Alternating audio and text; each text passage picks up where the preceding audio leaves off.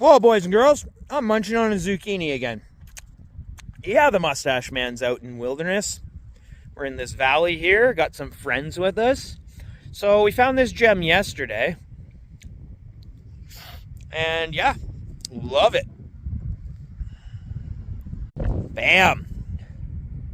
We're going over here. There's falls somewhere around there or around the corner. And then after we get around the corner, we go around the corner some more. And when we were up around that corner or up to that spot right there where the falls might be, I think they're right there. Oh, I guess this is pretty cool actually.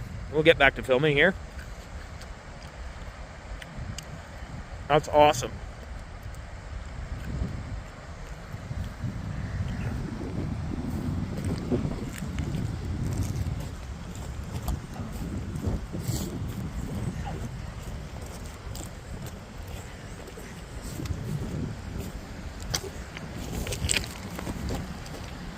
Oh, I almost biffed it there. It's a double waterfall.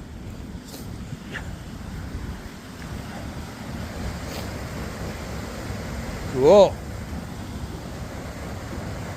Cool. So one of the things I like doing is coming to places like this where there's waterfalls and tons of rocks are.